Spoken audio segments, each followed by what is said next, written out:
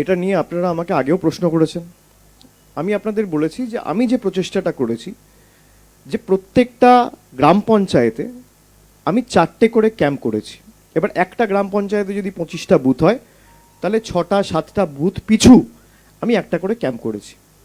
রাজ্য সরকারের যে ব্যবস্থা রয়েছে, রাজ্য সরকারের পিএইচসি রয়েছে, মেডিকেল কলেজ রয়েছে, হাসপাতাল রয়েছে, রুরাল হাসপাতাল রয়েছে, সুস্বাস্থ্য কেন্দ্র রয়েছে, সাব সেন্টার রয়েছে, সেগুলো ব্লক ওয়াইজ রয়েছে। কোথাও দেখবেন আপনি একটা জিপিতে একটা সাব সেন্টার রয়েছে।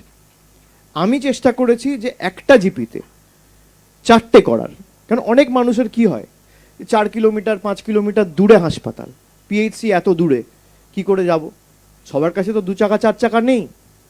অনেক মানুষকে হেঁটে যেতে হয়, অনেককে সাইকেলে যেতে হয়। তো কারোর বাড়ির পাশে যদি ক্যাম্প হয় সে তো আসবেই, সে কোথায় যাবে? রাজ্য সরকারের মতো যথেষ্ট করেছে, আমি আবার বলছি। কিন্তু আমি আমার মতো করে চেষ্টা করেছি যে আরও ভালো করে সংগঠিত করে কিভাবে এই ক্যাম্পগুলোকে মানুষের দোরগোড়ায় দাঁড়ে দরজায় নিয়ে যাওয়া যায়। রাজ্য সরকার তো দুয়ারে সরকার করেছিল, আমাদের রাজ্য সরকার করেছে, অন্য রাজ্য সরকার তো করেন। রাজ্য সরকারের মতো পরিষেবা দিচ্ছে। আমি ডায়মন্ড হারবারের নির্বাচিত 3য়বারের সাংসদ, একজন জনপ্রতিনিধি হিসেবে আমার যতটুকু করণীয় আমি করেছি। এই যে আপনারা এসে আমাকে প্রশ্ন করছে, আপনারা বিভিন্ন চ্যানেলে রয়েছে, আমি চ্যানেলের নাম করছি না, আপনারা এসছেন, সবাই তো কলকাতা থেকে এসছেন। আপনাদের কি এখানে প্রতিনিধি নেই? তাহলে এসছেন কেন? তার মানে কি এখানের প্রতিনিধির উপর আপনাদের ভরসা নেই? একই প্রশ্ন যদি আমি করি, তাই না? আপনারা আপনাদের মতো করে এসছেন, আপনারা সাংবাদিক, আপনাদের অধিকার আছে বাংলার যে কোনো ব্লক, ভারতবর্ষের যে কোনো গ্রামে গিয়ে প্রশ্ন করার। ঠিক তেমনি জনপ্রতিনিধি হিসেবে আজকে ধরুন আমি সেবাশ্রয় করছি 6টা বুথ, আমার তো ইচ্ছা আছে আজ থেকে 10 বছর পর হোক, 15 বছর পর হোক, একটা বুথে একটা ক্যাম্প হোক। এরই নাম তো জীবন। একটা স্বপ্ন তো দেখতে হবে, সেই স্বপ্নকে বাস্তবায়িত করার জন্য লড়তে হবে। শেষ কহে একদিন সব শেষ হবে, হে আরম্ভ বৃথা তবু অহংকার তবে। আরম্ভ কহিল হেসে যেটা শেষ হয়, সেটাই পুনরায় আরম্ভ উদয়। কবি রবীন্দ্রনাথ ঠাকুর বলেছিলেন। আমি স্বপ্ন দেখব, তবেই তো স্বপ্ন বাস্তবায়িত করব। যখন এই ক্যাম্পের কথা আমি ঘোষণা করেছিলাম, বলেছিলাম এই যে এত বড় কর্মযজ্ঞ কি করে করব ভেবে উঠতে পারিনি। 1200-1400 চিকিৎসক একটা ছাতার তলায় এসে আমাদের সাথে সহায়তা করেছে বলে আজকে অসম্ভবকে সম্ভব করেছি। আজকে বিধানসভায় 40টা ক্যাম্প হচ্ছে। আমার তো ইচ্ছা 15 বছর পরক, 10 বছর পরক, 5 বছর পরক একটা বিধানসভায় 200 ক্যাম্প হবে। তো আপনাদের যেমন অধিকার আছে সাংবাদিক হিসেবে যেখানে গিয়ে যা ইচ্ছা প্রশ্ন করার, আমার অধিকার আছে জনপ্রতিনিধি হিসেবে। আপনি যেমন আমায় প্রশ্ন করছেন, তার মানে তো এই না আপনাদের প্রতিনিধি তো ডায়মন্ড হারবারে রয়েছে, ফলতায় রয়েছে, ওই তাকে দিয়ে তো প্রশ্ন করাচ্ছে না, তার মানে কি তার উপর অনাস্থা রয়েছে? তা তো নয়। ঠিক তেমনি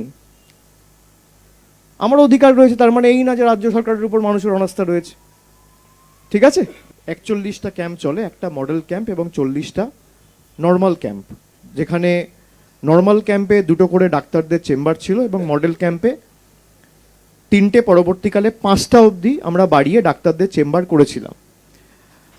আমরা যখন এটা লঞ্চ করি আমরা ভেবেছিলাম হয়তো একটা ক্যাম্পে খুব বেশি হলে দিনে 100-150 রেজিস্ট্রেশন হবে। আমাদের ক্যাম্পগুলো শুরু হচ্ছে সকাল 9টা, চলছে বিকেল 5টা অবধি। তার মধ্যে ডাক্তার বা চিকিৎসক যারা রয়েছে তাদেরকে দুপুরে আমরা চেষ্টা করেছি আধ ঘন্টা 1 ঘন্টা ব্রেক দেওয়ার। তবে যে অমানবিক পরিশ্রম তারা করেছে আমি তাদের কাছে চিরকৃতজ্ঞ। প্রত্যেকটা চিকিৎসকের কাছে, প্রত্যেকটা নার্সের কাছে, তৃণমূল কংগ্রেসের বুথ সমর্থক কর্মী, ল্যাব টেকনিশিয়ান, এই বিশাল কর্মযজ্ঞের সাথে যারা জড়িত, যারা যুক্ত, যারা এটাকে সার্থক সফল করেছে, যারা মানুষের প্রত্যাশা পূরণ করতে গিয়ে নিজেদেরকে উজাড় করে দিয়েছে, আমি তাদের প্রত্যেকের কাছে আমার কৃতজ্ঞতা জানাচ্ছি, আমার ধন্যবাদ প্রণাম জানাচ্ছি।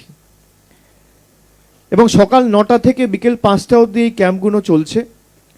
এক এক দিনে 2-3 দিন যাওয়ার পর আমরা দেখছি যে প্রায় এক একটা ক্যাম্পে 500, 600, 700, কোথাও কোথাও 1000-1200 রেজিস্ট্রেশন একদিনে হয়েছে। এমনকি শেষ দিনে ডায়মন্ড হারবারে 11 তারিখ খালি একদিনে প্রায় 80,000-এর উপর রেজিস্ট্রেশন হয়েছে। মানে একটা বিধানসভা থেকে এত মানুষ নিজের ভোটাধিকারও প্রয়োগ করে না, ভোট দিতেও হয়তো এত মানুষ বেরোয় না। গণতান্ত্রিক কর্তব্য সবার পালন করা উচিত, কিন্তু যেভাবে মানুষ বেরিয়ে এসে আমাদের উপর আস্থা ভরসা রেখে স্বাস্থ্য সচেতনতার ডাকে সাড়া দিয়ে বিভিন্ন সমস্যা নিয়ে তারা এই ক্যাম্পগুলোতে এসছে, আমরাও চেষ্টা করেছি। এবং ওষুধের ব্যবস্থা থেকে শুরু করে চিকিৎসার পরামর্শ, স্পেশালিস্ট ডাক্তার রয়েছে মডেল ক্যাম্পগুলোতে। টেস্ট করলে তৎক্ষণাৎ হাতে সঙ্গে সঙ্গে রিপোর্ট পাঠিয়ে দেওয়া হচ্ছে। কারোর হাতে না দিতে পারলে পরবর্তীকালে ফোন নাম্বার নিয়ে হোয়াটসঅ্যাপে পাঠিয়ে দেওয়া হচ্ছে। তো এই সুবিধা, এই সার্ভিসেসগুলো আমরা দিতে পেরেছি। এবং খালি ডায়মন্ড হারবার বিধানসভা থেকে 10 দিনে প্রায় 2.5 লক্ষ মানুষ তাদের নাম নথিভুক্ত করে বিভিন্ন ক্যাম্পের মাধ্যমে চিকিৎসা পেয়েছে। একাধিক রেফারেল কেস আমরা পেয়েছি, যেগুলো মডেল ক্যাম্পে রেফার করা আমরা মডেল ক্যাম্পে রেফার করেছি, যেগুলো কলকাতার বড় হাসপাতাল বা ডায়মন্ড হারবার মেডিকেল কলেজে রেফার করার আমরা সেগুলো সেখানেও করেছি। এবং ফলতায় শুরু হয়েছে 12 তারিখ থেকে, 12, 13, 14, 15, আজকে চতুর্থ দিন, 3 দিন হয়েছে। কালকেও 13,000-এর উপর রেজিস্ট্রেশন হয়েছে। এই যে এক এক দিনে 13,000, 14,000, 12,000 রেজিস্ট্রেশন, তার মানে 40টা ক্যাম্প যদি হয়, এক একটা ক্যাম্পে গড়ে মানুষ প্রায় 300 থেকে 350 মানুষ ডেইলি আসছে। এবং শুধু ডায়মন্ড হারবার নয়, দক্ষিণ 24 পরগনার বিভিন্ন জায়গা থেকে যেমন লোকজন এসছে। আপনারা দেখেছেন আরামবাগ থেকে একটি শিশু 2 দিন আগে এসেছিল, রেজিস্ট্রেশন করাতে গিয়ে তারা জানতে পারে যে তার বাড়ি খানাকুলে। এবং আমাকে যখন তারা জানায় যে শুধু দক্ষিণ 24 পরগনা বা ডায়মন্ড হারবার না, বা পার্শ্ববর্তী যে বিধানসভাগুলো আছে শুধু সেই বিধানসভা নয়, একাধিক দূর দূরান্ত থেকে অনেক কেস আমাদের কাছে এসছে। সুদূর জলপাইগুড়ি থেকে ককলিয়ার ইমপ্ল্যান্টের জন্য একটা শিশু যে ঠিকমতো শুনতে পায় না, তারা এসছে।